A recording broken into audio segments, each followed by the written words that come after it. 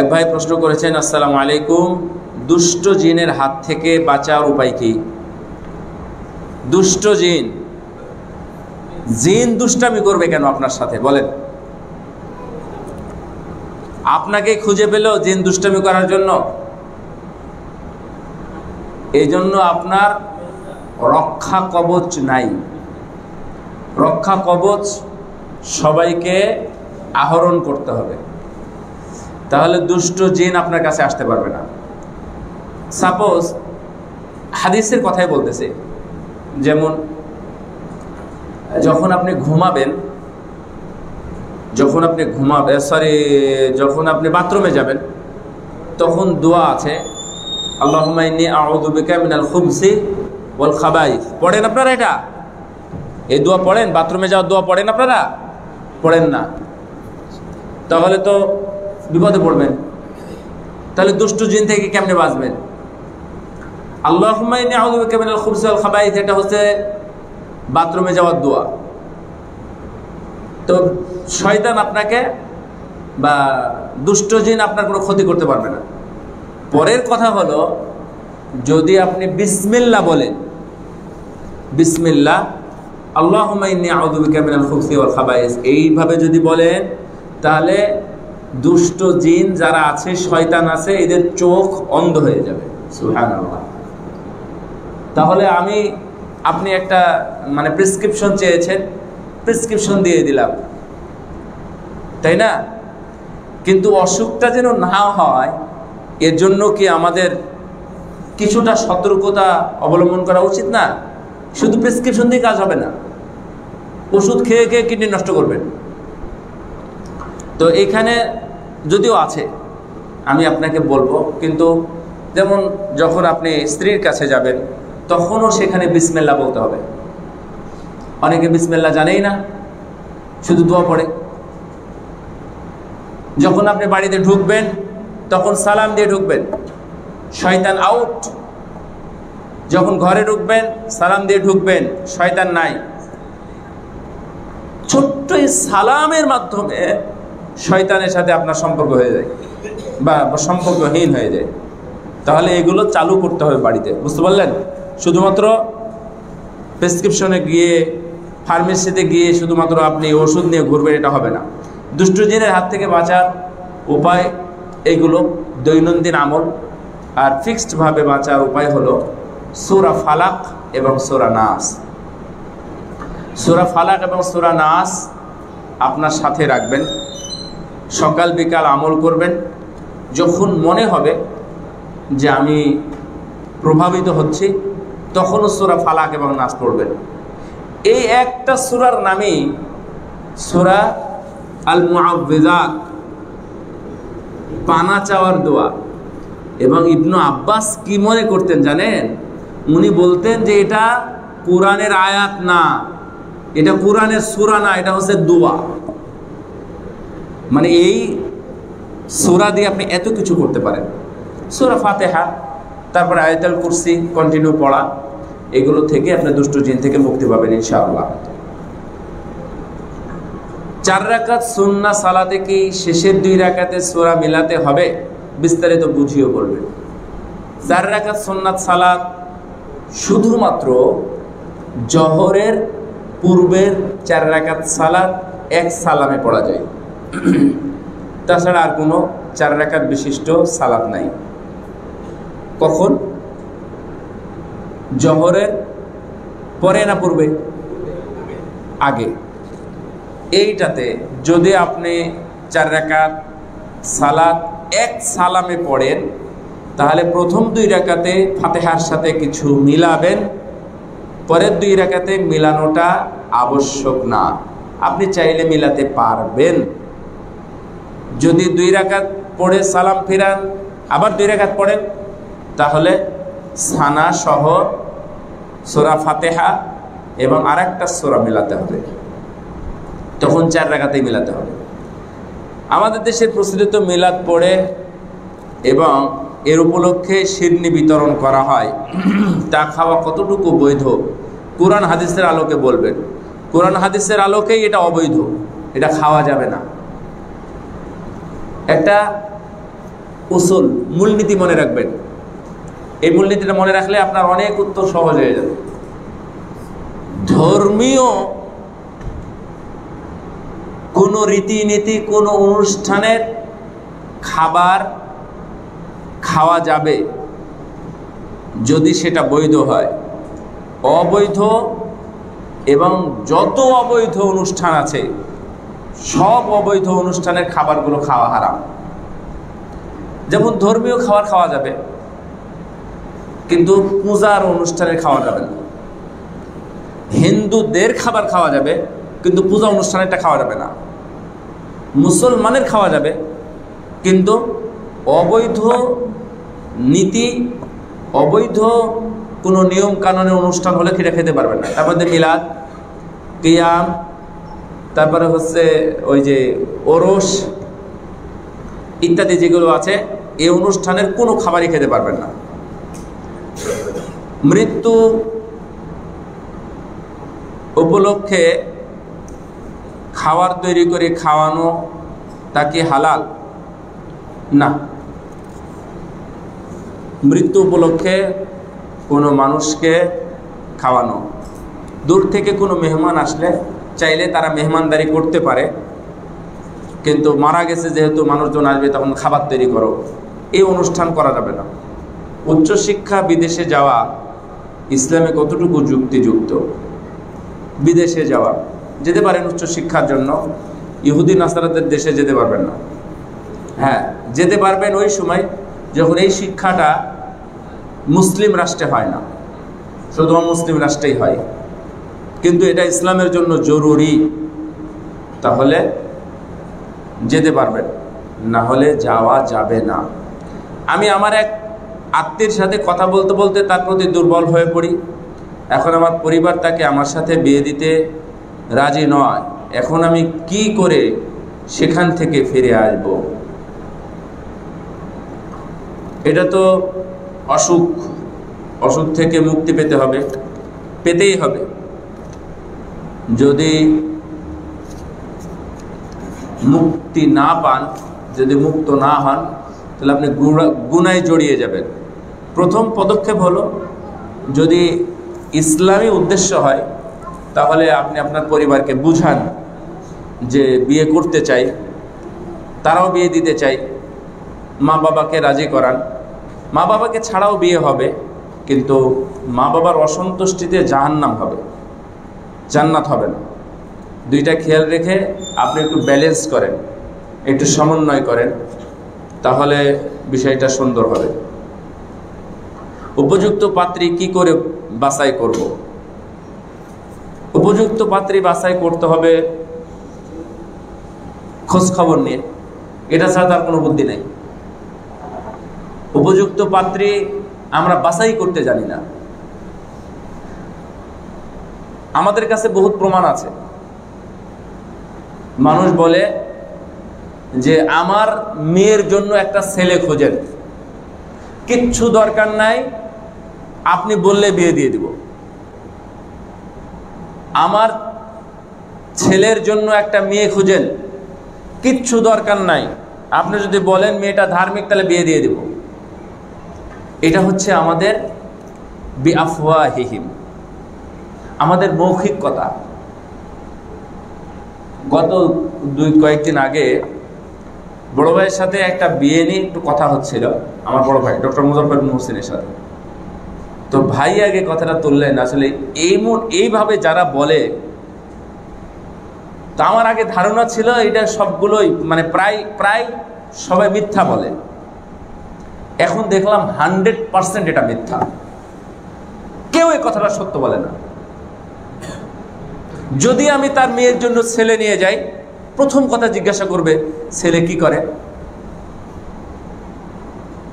ও ছেলের মা বাবা নাই, ছোট বোন আছে না, কোথায় বাড়ি, অমুক জেলায়, অত দূরে না, হবে না। এটা আমরা প্রমাণিত। তাহলে আপনি কি বাছাই করতেছেন? আপনি কি দলের মতো বাছাই করেন, এলাকা ভিত্তিক বাছাই করেন? আপনি না দিন দেখবেন, বলেছিলেন আমাকে আপনি বললেন যে আমার মেয়েকে বিয়ে দিয়ে দেন, তো বিয়ে দিব, আমরা তো ছেলে ঠিক করে দেব, আপনি বিয়ে দেন, দেয় নাই, বহুত প্রমাণ আছে। তো ও চাকরি করে অথবা করে না বা ইত্যাদি, কত টাকা আছে, বাড়ি কি আছে, ঘর আছে না আছে, তো একজন আলেম যখন আপনাকে বলতেছে তখন আলেমেরও তো মাথায় কিছু আছে নাকি আলেমের মাথায় বুদ্ধি নাই? তার মানে আপনারা প্রশ্নই করেন শুধু, এগুলো আমল করেন না। উপযুক্ত খোঁজ নিয়ে যাচাই করতে হবে, তার দিন কেমন, তার মা বাবা কেমন ইত্যাদি। যদি আপনারা পারেন দুনিয়াবি ক্ষেত্রে তাহলে করবেন, তারপরেও খারাপ হতেই পারে। এগুলো বিশ্বাস নিয়ে আল্লাহর উপর ভরসা করে বিয়ে করতে হবে। আমার পরিবার আগে যাকাত দেয়নি, এখন হিসাব করে বিগত 1 বছরে যাকাত দিলে পূর্বে যে যাকাত দেওয়া হয়নি এর জন্য কি করতে হবে? প্রচুর টাকা দান করতে হবে, প্রচুর টাকা দান করতে হবে। এই ধরনের মসজিদ করে দিতে হবে। এই মসজিদটা পুরোটাই করে দিলে আপনার 15-20 বছরে যাকাত না দেওয়ার খেসারত মিটবে। এই মানুষ জায়গা হচ্ছে না, কোথায় আজকে মানুষকে জায়গায় দিতে পারেনি এই মসজিদ কর্তৃপক্ষ। আপনি টাকা পয়সা ব্যাংকে রাখছেন, টাকা পয়সা দিয়ে সম্পদ কিনে রাখছেন, টাকা নাই, কোথায় সম্পদ কিনে রাখছেন, ওগুলোর জানাত লাগবে। আপনি আবাদ করেন, চাষ করেন, নিজের বাড়ি বানাবেন, ওখানে ব্যবসার জন্য জমি কিনে রাখছেন, মানে কি 2-4 কোটি টাকা দাম, 2-4 কোটি টাকা দিয়ে যাকাত দিতে হবে। যাকাতটা এটা ফাজলামি নয়, এটা ফরজ ইবাদত। আমাদের কাছে তো এটা মজার ব্যাপার, টাকা কিছু হয় মানুষকে দিক, গরিবকে দিয়ে ভালো লাগে। যাকাত এরকম না। সালাতের যেমন একটা নীতিমালা আছে, সময় আছে, এর গুরুত্ব আছে, আর সালাতের সাথে সাথে যাকাতের কথা সব জাকাত বলেছে, বলে নাই? এটাও তো আপনাদের বোঝা উচিত যাকাতের কতটুকু গুরুত্ব। তাহলে 1 বছরের যাকাত দিচ্ছেন, এটা দেন, শুরু করেন, কোনোভাবে যেন মিস না হয়। আর আগের জন্য ইস্তেগফার, তওবা করতে হবে, বারবার বলতে হবে, এবং প্রচুর টাকা পয়সা দান করতে হবে। যে নারীর জন্য হজ ফরজ নয় তার জন্য পর্দা করা ফরজ, ঠিক আছে? সেই নারী উমরা করার জন্য যদি পাসপোর্ট বানায় তাহলে তার পর্দা লঙ্ঘনের গুনাহ হবে কি না? আপনার প্রশ্ন যে হজ ফরজ না কিন্তু পর্দা ফরজ। পর্দা তো সবসময় ফরজ, ধনী গরিব, ফকির মিসকিন, টাকাওয়ালা, হজকারী উমরাকারী সবার জন্য পর্দা ফরজ। তো আপনার প্রশ্নটা হলো পাসপোর্ট বানালে বেপর্দা হলে, অর্থাৎ ছবি, যার কাছে আমি ছবি তুলতেছি সে তো আমাকে দেখবে, সমস্যা নেই, এটা আলেমগণ সরাসরি জায়েজ বলেছেন। চোখের জিনা আমার জন্য অনেক বড় আযাব হয়ে দাঁড়িয়েছে, নাউযুবিল্লাহি মিন যালিক। বলেন নাউযুবিল্লাহ। আল্লাহর নিকট তওবা করি বারবার, কিন্তু আবার একই গুনাহে লিপ্ত হয়ে যায়। আমার তওবা কি কবুল হচ্ছে না? ও গুনাহ থেকে বাঁচার উপায় কি? এই গুনাহ থেকে বাঁচার উপায় কি? শুনেন, দোয়ার যতগুলো আদব, বৈশিষ্ট্য আছে, পদ্ধতি আছে, তার মধ্যে একটা দোয়া হলো, দোয়ার একটা অধ্যায় হলো যে দোয়া কবুল হচ্ছে। কি মনে করা?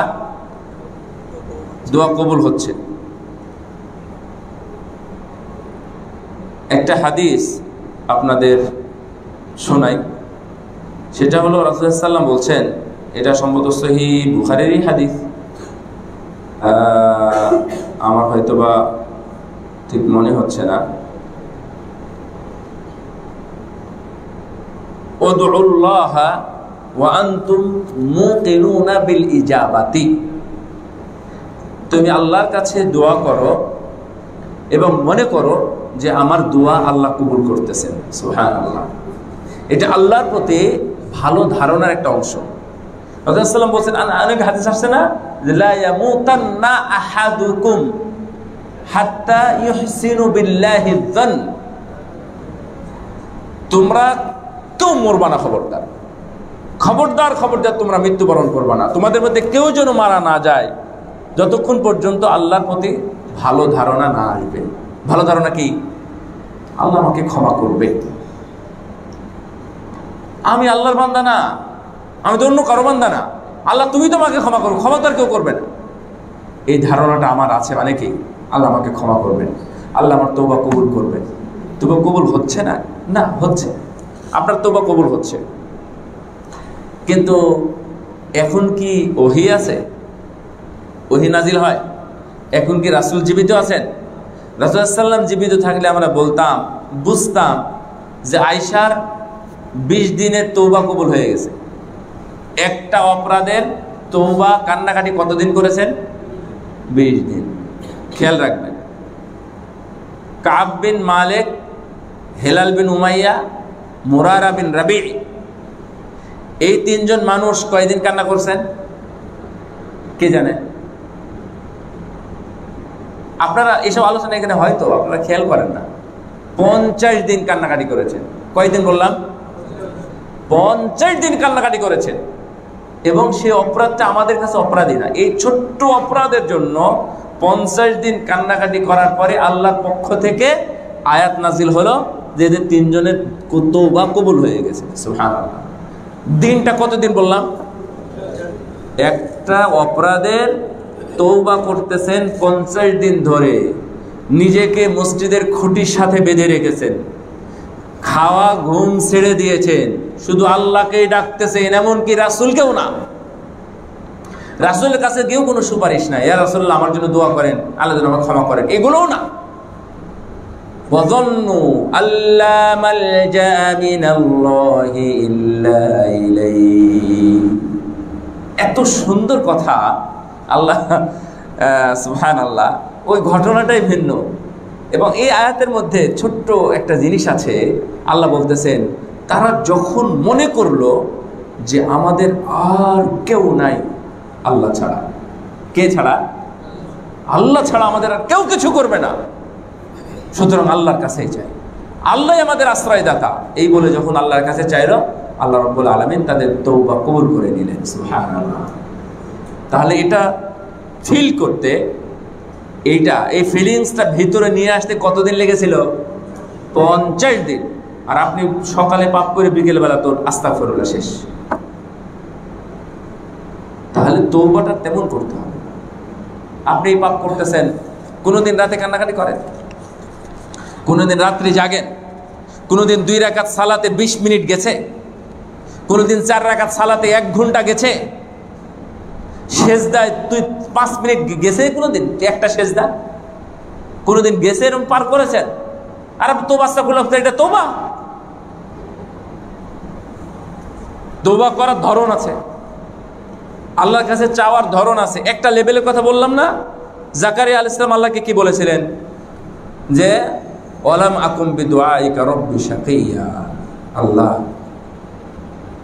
আমি জানি আমার চুল দাড়ি পেকে সাদা হয়ে গেছে, আমার হাড় মজ্জা কিচ্ছু নাই, তার মানে তার বীর্যও নাই, শুক্রাণু নাই। বাংলা কথা বুঝেন? আমার স্ত্রী সন্তান হবে না মর্মে ডাক্তাররা সার্টিফাই করেছে, বন্ধা বাজা। কিন্তু আমি তো যার কাছে চাই, উনি তো কখনো কাউকে নিরাশ করেন না, আমি তো কখনো নিরাশ হই না, সুতরাং আমি তোমার কাছে সন্তান চাই, তুমি আমাকে সন্তান দাও। এই বলে যখন আল্লাহর কাছে সন্তান চাইলেন, আল্লাহ তাকে সন্তান দিলেন, সন্তানের নাম দিলেন, সন্তানকে নেতা বানিয়ে দিলেন, সন্তানকে নবী সহ করে পাঠালেন। যাওয়ার লেভেলটা ওরকম হতে হবে। কে বলেছেন আপনি এই গুনাহ থেকে মুক্তি পাবেন না? অবশ্যই মুক্তি পাবেন, আল্লাহই তো মুক্তি দিবে, কোনো রাজা বাদশা না। মৃত মানুষ কি অন্য মৃত মানুষের সাথে দেখা করতে পারে? জিয়ারত করলে কি মৃত ব্যক্তি বুঝতে পারে? না, কেউ বুঝে না।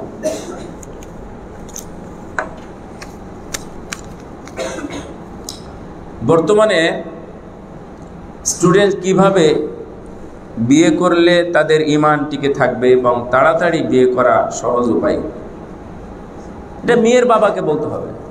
এই ওয়াজ মেয়ের বাবাদের জন্য, সত্য কথা। রাসূলুল্লাহ সাল্লাল্লাহু আলাইহি ওয়াসাল্লাম কি বলছেন? ইযা জা আহাদুকুম মিম্মান তারদাউনা দীনাহু ওয়া খুলুকাহু ফাযাওবিজু। এই মেয়ের বাবারা, তোমাদের কাছে যদি কোনো ছেলে আসে যার ক্যারেক্টার এবং তাকওয়া এই দুইটা ভালো, বিয়ের প্রস্তাব দিলে বিয়ে দিয়ে দাও। আর যদি না দাও তাহলে মহা বিপর্যয়, বড় ফাসাদের জন্য প্রস্তুত থাকো। আপনি তো একটা কলার সোজা ফেলাইছেন, আপনি ফেলিয়েছেন, আপনার কোনো ক্ষতি হলো না, কিন্তু ক্ষতি আর একজনের হলো। এতে কি আপনার ক্ষতি হলো না? হ্যাঁ, ক্ষতি হলো। কিভাবে জানেন? ওনার হাত পা ভাঙলো, মেডিকেলে গেল, 50,000 টাকা খরচ হলো, ওই লোকটা দরিদ্র হলো, ওই লোকটা আপনার কাছে আবার একদিন এসে ভিক্ষা চাইবে। ওই লোকটা মসজিদে 50,000 টাকা হয়তো 10,000 টাকা দান করতে পারতো, এখন মসজিদ থেকে 10,000 টাকা কামনা করতেছে। তাহলে আপনি তার ক্ষতি করেছেন একটা কলার চুচায়। অনুরূপভাবে আপনি যে মেয়ের বিয়ে দিলেন না, এই মেয়ে অন্য একজন পুরুষের হাত ধরবে। সবারই যৌন জৈবিক চাহিদা আছে না, আপনি এটা তো ঠেকাতে পারবেন না। অন্য ছেলের হাত ধরবে, সেই ছেলেটা আপনার ভাতিজাও হতে পারে, আবার যেই ছেলেকে আপনি রিজেক্ট করলেন সেই ছেলেও আর একটা মেয়ের হাত ধরলো। সে আপনার মেয়ের হাত ধরে নাই, কিন্তু আপনার ভাগ্নের হাত ধরেছে, আপনার ভাস্তির হাত ধরেছে, নাহলে আপনার কলিগের মেয়ের হাত ধরেছে। তাহলে কোনোভাবে আপনি ফাসাদের জন্মদাতা। এটা রাসূলের হাদিস বলতেছি তো আমি, আমার ব্যাখ্যা নাই কিন্তু এটা। ফাতাকুন ফিতনাতুন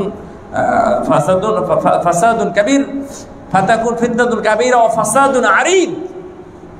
মহা বিপর্যয় ঘটালে তুমি, সাবধান। বিয়ে দিয়ে দিবেন। স্টুডেন্টদের বিয়ের জন্য সবচেয়ে সহজ উপায় হলো মেয়ের বাবারা মেয়েদেরকে বিয়ে দিয়ে দিবে। যদি আমাদের দেশে 16 হয়, 16 যদি 18 বলে, কিন্তু 16 হলে বিয়ে দেওয়া যাবে, তাই বলেছে। তো 16 থেকে আপনি বিয়ে দেওয়া শুরু করেন, এত দেরি করার দরকার নাই।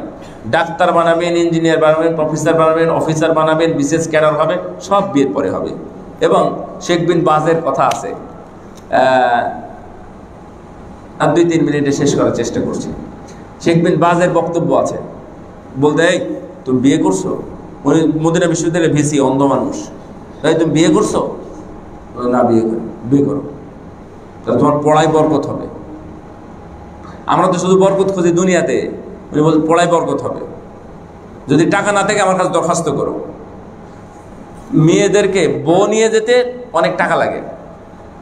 শেখ বিন বাজ যখন ভিসি ছিলেন মদিনা বিশ্ববিদ্যালয়ে, তখন বলছিলেন যে ওই টাকা আমি দিব, একজন ছাত্রের কাছে টাকা নেবা না। এবং এভাবে আছে, উনি বুকের উপর থাবা দিয়ে বলেছিলেন এই টাকা আমি দায়িত্ব নিলাম। তাহলে বিয়েকে সহজ করতে হবে, তাহলে জেনা বন্ধ হবে।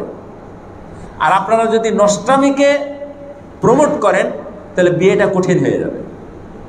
সহজ বিয়ে বেশি বরকত, যত সহজ তত বরকত। দুইজন পছন্দ হয়ে গেছে, পরিবার রাজি, বিয়ে দিয়ে দেন। দিনক্ষণ নির্ধারণ করে এই করে আয়োজন করে মহা আয়োজন করার কোনো দরকার নাই। একদিন অলিমা খাওয়াই দেবেন, বিয়ের 1 সপ্তাহ পরেও তো অলিমা হয়, হচ্ছে না বাংলাদেশে? তো খাওয়া একদিন করে দেবেন, তো বিয়েটা এখন করে দেন, খালাস। বিয়ে যেন সহজ হয়। 3 দিন নেমে 3 দিনের মধ্যে দেখবেন আবার অকাম হয়ে গেছে। অজুর পানি ছিটা ফুটা অন্য পানিতে পড়লে কি পানি অপবিত্র হবে? না, অজুর পানি অন্য পানিকে অপবিত্র করে না, অপবিত্র করে না। কিন্তু অজুর পানিটা নিজে অপবিত্র, মানে সেই পানি দিয়ে আর অজু করার যোগ্যতা থাকে না। এটা বুঝেন? হ্যাঁ, আপনি খাচ্ছিলেন পানি খেয়ে যদি আপনি কুলি করেন, এই পানিটা অপবিত্র নয়, কিন্তু এই পানিটা খাওয়ার অযোগ্য। ঠিক আছে, এই পানিটা খাওয়ার অযোগ্য, কিন্তু অপবিত্র না। অনুরূপভাবে ওজুর পানি অপবিত্র না, কিন্তু তার মধ্যে একটা গুণ নষ্ট হয়ে যায়, তা হলো ওটা মুস্তামাল, ব্যবহৃত পানি। ব্যবহৃত পানির তার ওযু হয় না। এই জন্য ছোট পুকুরে এত মানুষ ফরজ গোসল করবে, ওযু করবে ইত্যাদি, এটা ঠিক না। ওযু করতে পারেন, তো গোসল করলে খেয়াল করতে হবে। বিভিন্ন সূরার বিভিন্ন আয়াত একত্রে পড়লে মাঝখানে বিসমিল্লাহ পড়তে হবে কি? সূরা না হলে বিসমিল্লাহ বলার দরকার নাই। একাকী বিতির সালাত ঘরে আদায় করার সময় কেরাত ও দোয়া উচ্চ স্বরে পড়া যাবে কি? জি, বেতের সালাতের সূরা কেরাত তাকবীর জোরে পড়া যাবে।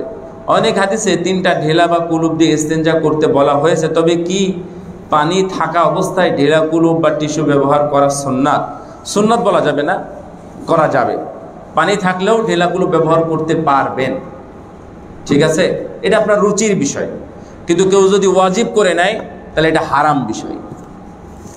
ধরেন আপনি বাথরুমে লেট্রিন করেছেন, মানে পায়খানা করেছেন, পায়খানা করার পরে যদি আপনি মনে করেন যে আমি টিস্যু ইউজ করতে পারেন, কোনো সমস্যা নেই। কিন্তু মনে করেন যে না, এই পেশাব করার পরে 40 কদম হাঁটতে হবে, কাশি দিতে হবে, উঠা বসা করতে হবে, এগুলো নিরেট এবং একেবারে নিট অ্যান্ড ক্লিন বেহায়াপনা, এতে কোনো বিন্দু মাত্র সন্দেহ নাই।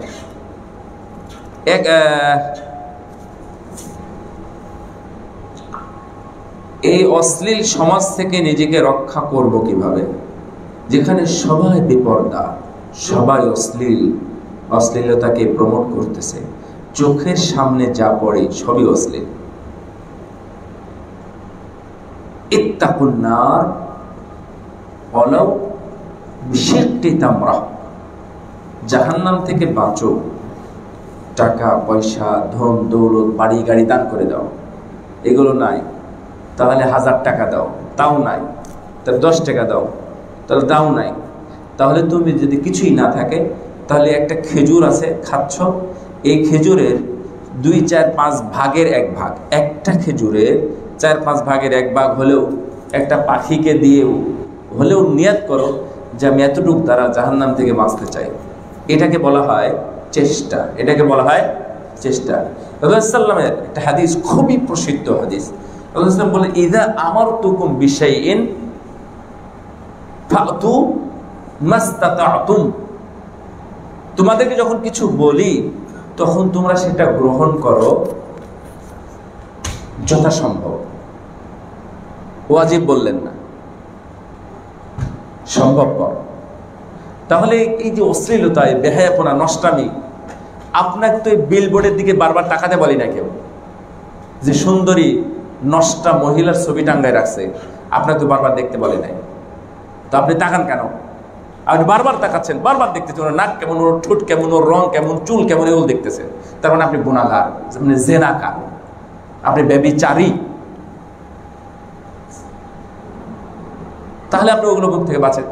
রাস্তায় হাঁটতেছে, এখন তো সালোয়ার কামিজ নাই, আর এখন সব গেঞ্জি আর প্যান্ট পরে শয়তানেরা।